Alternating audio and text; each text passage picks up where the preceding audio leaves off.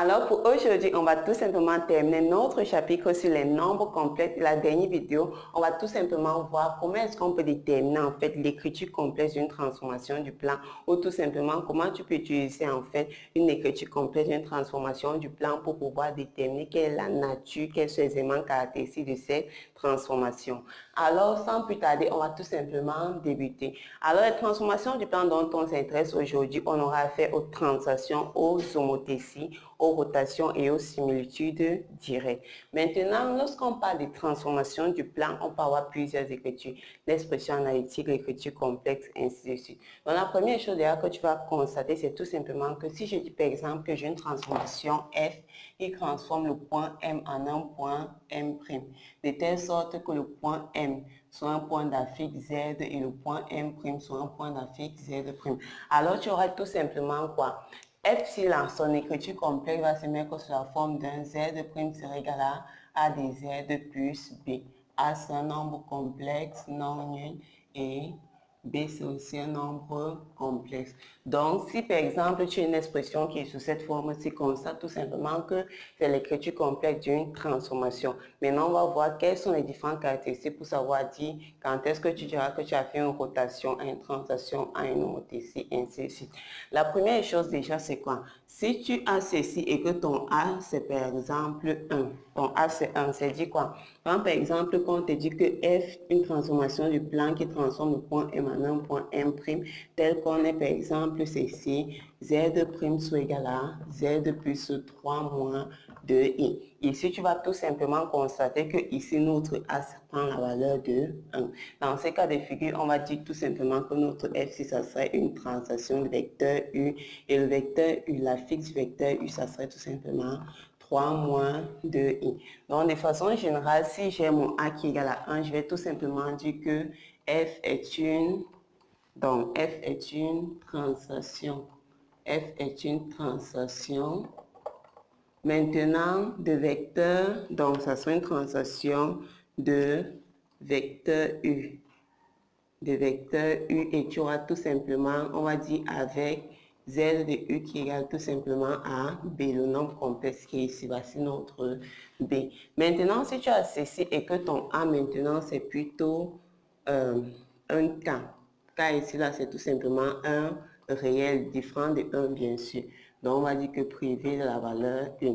Également de 0 vu qu'on a dit que il faut que A appartienne à C non nul. Donc si tu as ceci c'est K. Par exemple, prenons que tu as par exemple quelque chose comme Z' égale à 3Z plus 3 moins 2i. Tu remarques que bien notre A ici, c'est tout simplement un réel différent de 1 et différent de 0. Dans ce cas de figure, tu vas tout simplement dire que, on va tout simplement dire que notre F est une homothétie. Donc, c'est une homothétie. Et une homothétie maintenant se caractérise par deux éléments, par son rapport et par le centre. Ici, le rapport, ça serait tout simplement ce qui est devant. Peu importe que ce soit négatif ou positif, les homothéties peuvent avoir des rapports négatifs ou des rapports positifs. Donc, si c'est 3, c'est bon. Si c'était plutôt quelque chose comme ça, on va dire plus de 1 par exemple. J'ai tout simplement une homothétie de rapport moins 2. Ici, j'ai une homothétie de rapport 3. Donc, ceci, on va tout simplement dire que c'est une homothétie de rapport K. De rapport K. Maintenant, le centre des rapports K et des centres. Le centre, c'est notamment le point invariant. Donc, des centres, de façon générale, le centre, c'est en fait le point invariant, que ce soit pour les homothéties, pour les rotations, bien pour les similitudes. Dans le point, le centre ne change pas. Si tu veux l'image, par exemple, si tu dis que c'est un centre qui est haut, ça veut dire quoi? F de haut, c'est égal à haut. C'est ça qui veut dire point invariant.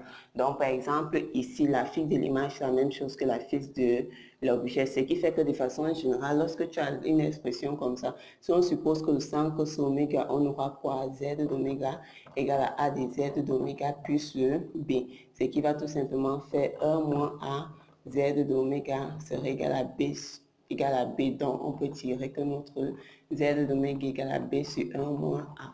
Donc, de façon générale, chaque fois qu'on va dire le centre, on va dire oméga tel que j'ai Z d'oméga serait tout simplement égal à B sur 1 moins A. Ici, on a bien dit que A, c'est un K.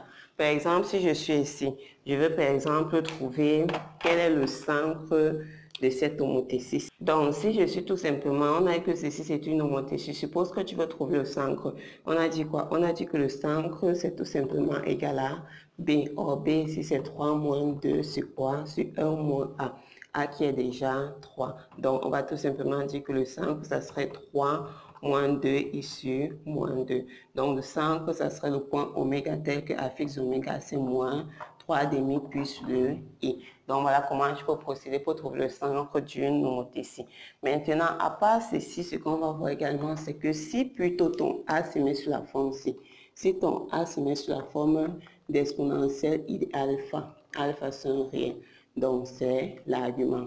Alors, si tu as ceci, donc ici, tu as plutôt exponentielle I de alpha. Dans ce cas de figure, on va tout simplement dire que notre F sera une rotation. Donc, ça sera une rotation de centre, non, d'angle, pardon, une rotation d'angle alpha. D'angle alpha maintenant, et des centres, on fait la même chose que ceci. Et des centres, on va dire, oméga tel qu'on est Z d'oméga égale à B sur 1 moins A. Alors, ça dit quoi? Ça dit tout simplement que prenons un exemple, on te donne Z' égale à exponentielle I2 pi sur 4 de Z plus le 1 moins I. Ceci, c'est tout simplement quoi? Ça sera tout simplement une rotation d'angle pi sur 4. Et pour trouver le centre, on a dit quoi? Si je veux le centre, je vais dire Z d'oméga sur 1 moins exponentielle, ici 2, pi sur 4. Or, ici, qu'est-ce que je remarque? Que tu développes ici. Je sais quoi? Exponentielle, on va dire exponentielle I de pi sur 4, c'est cos pi sur 4 plus le I sin de pi sur 4. Donc, c'est tout simplement encore dit que c'est racine de 2 sur 2 plus I2, racine de 2 sur 2. Donc, ici, j'aurai 1 moins le racine de 2 sur 2 moins le I racine de 2 sur 2. Et en haut, j'ai 1 moins I. Donc, c'est comme ça qu'on procède. Et maintenant, vous utilisez le conjugué pour retirer la partie. Donc, ici, on va tout simplement dire que je vais dire moins le par le conjugué pour pouvoir retirer, transformer le dénominateur juste en un réel. Donc ici, comme j'ai ajouté, je vais dire 1 moins. Voilà, donc voilà comment on procède. Maintenant, le dernier qu'on va voir, c'est tout simplement si tu as donc ton A qui égale à un R exponentiel I de θ. Donc ici, R doit être strictement positif et tu as tout simplement ton θ qui appartient à R. Alors, si tu as ceci, par exemple, si tu as quelque chose comme ça, si tu as quelque chose comme Z' égale à 4 exponentielle I2 pi sur 4 de Z plus 1. Alors ici, on va tout simplement dire que notre F sera, donc F est tout simplement une similitude directe. Donc ceci sera tout simplement une similitude directe. Maintenant, les similitudes se caractérisent par trois choses. Le centre, des centres, tu vas dire tout simplement des centres θ, pardon, d'angle θ. Le centre, c'est oméga tel qu'on nécessite d'angle θ. À part l'angle, on a le rapport. De rapport R et de centre oméga tel qu'on est bien sûr Z d'oméga qui est égal à B sur 1 moins A. Ici, notre A, c'est bien sous la forme C. Maintenant, on va prendre un exercice pour voir comment est-ce que tu peux utiliser l'écriture complexe pour tout simplement déterminer la nature d'une transformation. Alors, notre exercice nous dit ceci. On veut déterminer la nature et les éléments caractéristiques des transformations du plan suivantes définies par les expressions complexes en A. Tu as Z' qui est égal à moins 2Z plus 3 moins 2I. En B, tu as tout simplement Z' qui est égal à Z moins le 2 tiers plus le 4 cinquième de i. En C, tu as z' qui est égal à 2 moins le 2i de z plus le 3i. En D, tu as z' qui est égal à moins cosinus de pi sur 6 moins le i sinus pi sur 6 de z plus le 1 plus le i. Et enfin, z' qui est égal à moins 3 exponentielle i de pi sur 3 moins 6 moins 3, pardon, moins ci. Alors, pour résoudre ceci, prenons d'abord le premier. Je veux le nature élément caractéristique. Alors, si j'ai ceci, z' égal à moins 2 de z, il y a z ici, moins 2 de z plus 3, moins le 2i. La première chose à se demander, je suis dans quel cas de figure? Ici, mon A, c'est tout simplement un réel différent de 1 et différent de 0. Donc ici, on va tout simplement dire que, supposons que ça c'est une transformation F, on va donc dire que F serait tout simplement une homothétie de rapport moins 2. Donc ça c'est une homothétie de rapport moins 2 et des centres oméga tel qu'on est z d'oméga. Ici, votre B c'est 3 moins 2 ici 1 moins A. Or, A c'est moins 2, donc je mets le moins et maintenant je mets le A qui est moins 2. Donc ça va faire 3 moins 2 ici 3. Donc ici j'ai bien 1 moins le 2 tiers de I. Donc j'ai tout simplement une homothétie, on va dire une homothétie de rapport moins 2 et de centre, donc de centre, on met d'abord le centre oméga et des rapports moins 2. Maintenant, prenons le B, j'ai z' qui est égal à z moins le 2 tiers plus le 4 cinquième de i. Supposons que c'est une transformation F. Alors, qu'est-ce que je remarque ici? Mon A, c'est tout simplement 1. Je suis donc dans ce cas de figure. On va dire tout simplement ici que F, ça sera une translation du vecteur U. Avec tout simplement Z de U qui est quoi? Qui est B. Or, B ici, c'est quoi? C'est moins 2 tiers plus 4 cinquième de I. Donc, ça, c'est tout simplement une translation du vecteur U. Alors, si je prends le C, remarquez déjà que le C, c'est quoi? Égal à 2 moins le 2i de Z plus 3i. Alors, première des choses, trouver ceci. Donc, on est d'accord, ce ne sera pas ce ne sera pas un réel. Donc, soit ça sera une rotation, soit ça sera tout simplement une similitude. Alors, première des choses, qu'est-ce que je fais? Je trouve tout simplement l'expression, l'écriture exponentielle, parce qu'ici, c'est écriture exponentielle. Si je te dis 2 moins 2i, le module d'abord, c'est quoi? C'est tout simplement 2 au carré plus ou moins 2 au carré. Donc, ça va me faire 2 racines de 2. Donc, ici, s'il y a déjà un module, ça veut dire que c'est forcément une similitude. Maintenant, on cherche l'angle. Je cherche un θ tel que j'ai cosinus de θ soit égal à 1. Donc, 2 sur le module et sinus de θ moins 2 sur le module. Donc, ça va faire, je cherche l'angle dont le cosinus, ça serait tout simplement les deux se simplifient. Je reste avec racine de 2 sur 2. Et si ça se simplifie, je reste sinus c'est égal à moins racine de 2 sur 2. Donc, si j'ai mon cercle, racine de 2 des deux côtés, c'est pi sur 4. Comme ici, c'est négatif, vous prenez tout simplement l'angle moins pi sur 4. Cosinus racine de 2 sur 2 et le sinus moins racine de 2 sur 2. Donc ici on va dire quoi? Ici on va tout simplement dire que pour le C, on peut encore l'écrire comment? Je peux encore écrire ce C tout simplement comme Z prime. Ceci c'est encore dit module 2 racine de 2. Maintenant exponentielle I2 moins pi sur 4 de Z plus 3i. Je vois bien que je suis dans ce cas de figure. Je vais conclure que si ça c'est F, je vais dire que F c'est tout simplement est une similitude. Une similitude de rapport.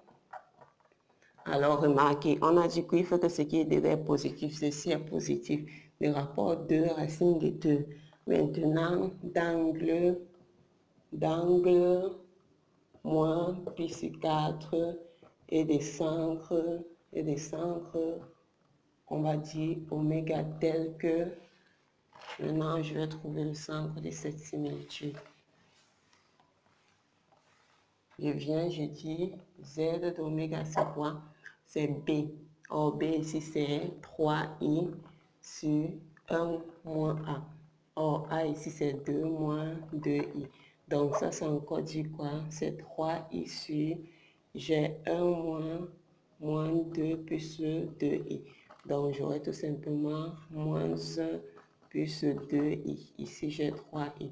Donc, on va conjuguer moins 1 moins le 2i, moins 1, moins le 2i. Alors, ça va faire oméga égale à quoi?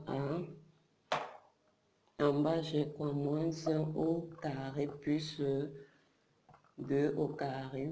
Et en haut, j'ai, si je multiplie, ça va faire tout simplement moins 3i. Et si j'ai le signe, c'est moins. I fois i, ce signe devient plus, ça va faire plus 6. En bas, donc, j'ai 5 et ici, j'ai 6 moins 3i. Donc, le centre aura tout simplement pour affecter 6 cinquièmes moins le 3 cinquièmes de i. Maintenant, regardons le D. En D, on a Z' égale à moins cosinus de pi sur 6 moins le i sinus de pi sur 6 de Z plus 1 plus i. Donc, première des choses, ici n'est pas un réel, voici notre A. Donc, soit ça sera une rotation, soit ça sera une symétrie. Donc, j'ai besoin de l'écriture exponentielle. Alors, ici, on va tout simplement remarquer que cosinus de pi sur 6, moi, je peux écrire ceci comme quoi? Je peux écrire ceci tout simplement comme cosinus de moins pi sur 6 plus i sinus de moins pi sur 6. Pourquoi? Tout simplement parce que cos de moins pi sur 6 c'est encore cos pi sur 6, tandis que signe de moins pi sur 6 c'est moins signe de pi sur 6. Donc ici, j'ai tout simplement ceci. Dans la forme exponentielle de ceci, j'ai tout simplement exponentielle moins i de pi sur 6 de z plus 1 plus i. Alors, remarquez ici quoi? Ici, vous avez tout simplement quelle forme? Alors, ce que j'ai un moins ici. Donc, je vais tout simplement arranger pour avoir exponentielle. N'oubliez pas que ceci doit être positif. Moins 1, ce n'est pas bon. Donc, je vais plutôt arranger. C'est dit quoi? C'est dit que si j'ai moins 1, c'est quoi? Moins 1, je peux tout simplement écrire ceci comme exponentielle i de pi. Pourquoi? Parce que si je dis, voici le pi ici. Ça, c'est cosinus de pi plus i sinus de pi. Or, cos de pi, c'est quoi? C'est tout simplement moins 1 et sin de pi, c'est 0. Donc, ça va donner moins 1. Donc, je peux encore écrire ceci comme exponentielle i de pi fois exponentielle moins i de pi sur 6 de z plus 1 plus i. Donc, je peux encore écrire ceci comme exponentielle i de... Donc, ça va faire la plus ces deux angles. J'aurai donc pi plus. Donc, pi moins pi sur 6 va faire 5 pi sur 6. Donc, exponentielle i de 5 pi sur 6 de z plus 1 plus i. Voici notre z'. Donc, on va écrire ça ici en haut. Donc, ceci, je pourrais encore l'écrire comme z' égale à exponentielle i de 5 pi sur 6 de z plus 1 plus i. Donc, on va dire tout simplement qu'on a une rotation de centre d'angle d'abord. Une rotation d'angle 5 pi sur 6 et de centre oméga tel que je viens, je dis z d'oméga égale à quoi? B.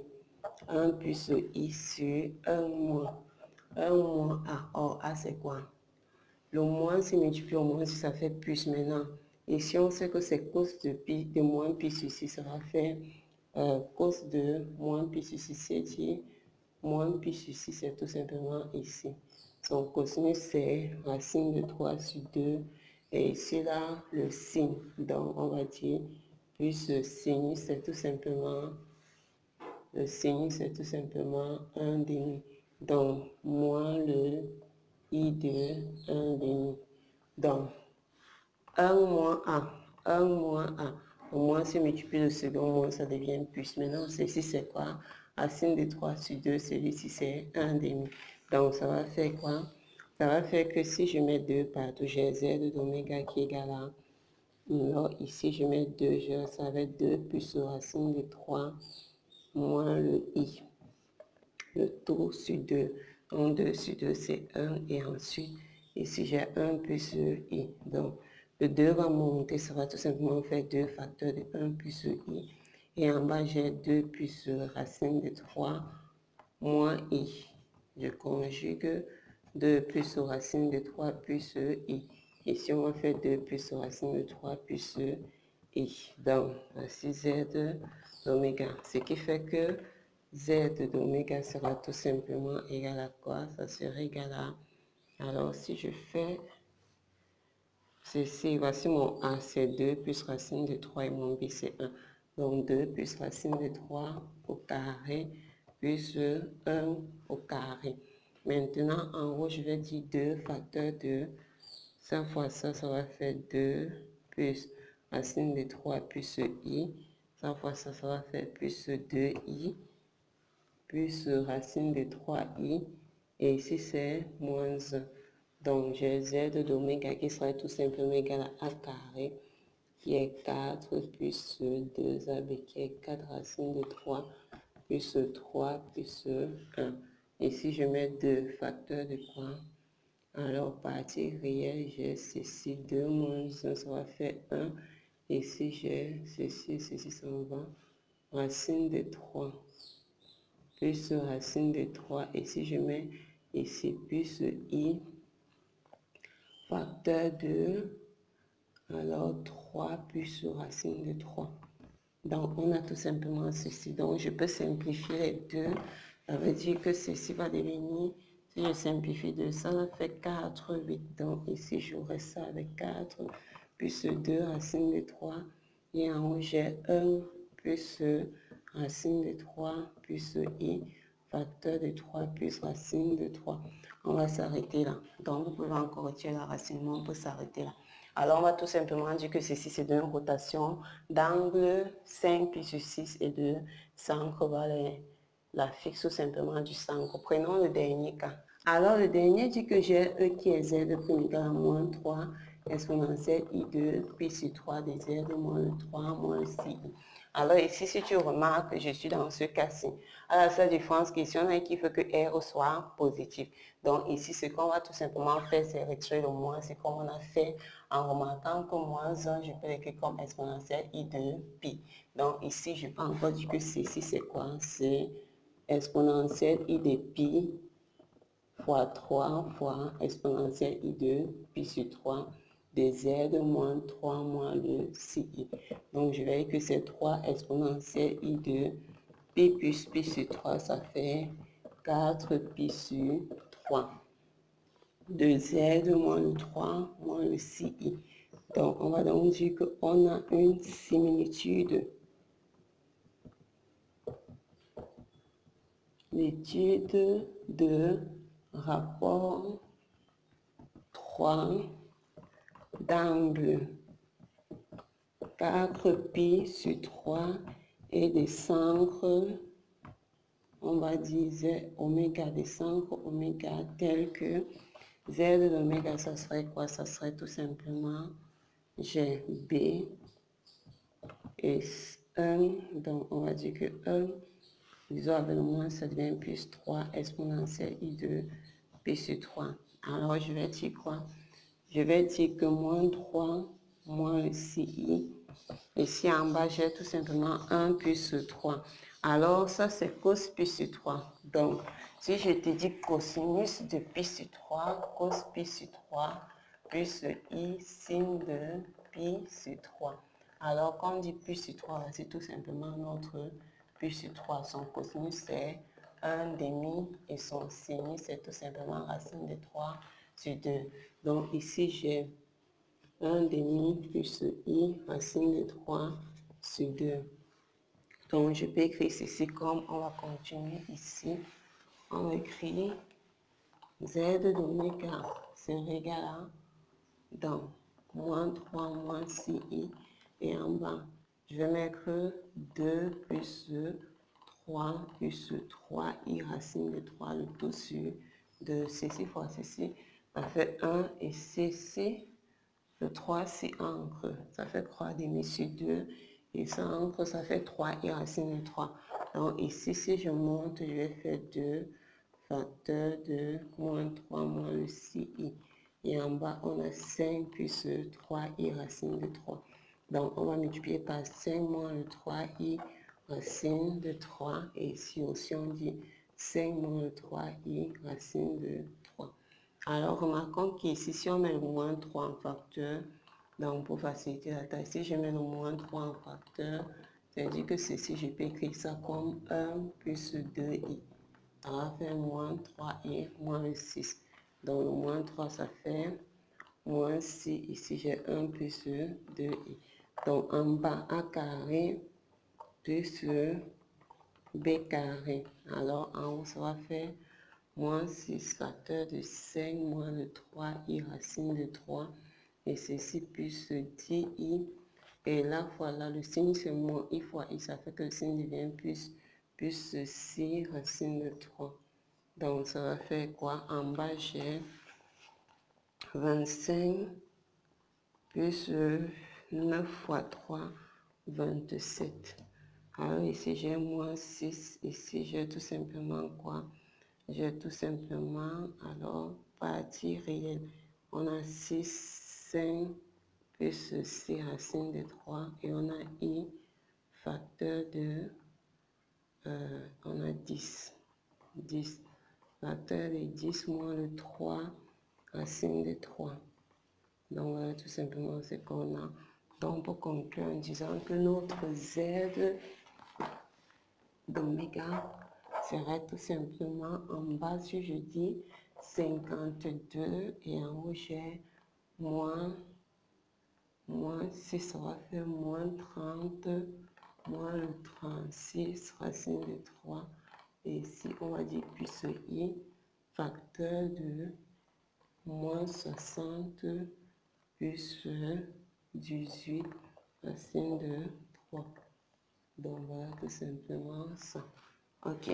Alors c'était notamment tout pour cette vidéo et c'était toute la notion portant sur les nombres complexes. Il y a des chapitres que vous n'avez pas encore très bien maîtrisé, que vous voulez qu'on aborde. Chaque semaine, on met tout simplement sur le site de nouveaux chapitres. Donc, vous pouvez tout simplement laisser cela en commentaire. Et bien sûr, s'il y a encore des questions sur les nombres complexes qui restent en suspens, ou bien durant les 8 vidéos, si tu n'as pas eu la réponse à un exercice, tu peux tout simplement le notifier dans les commentaires et on va regarder ton exercice ensemble. Je vous dis merci d'avoir regardé cette vidéo et bien sûr, à très bientôt sur le site pour de nouveaux chapitres, que ce soit en maths, en physique ou en chimie.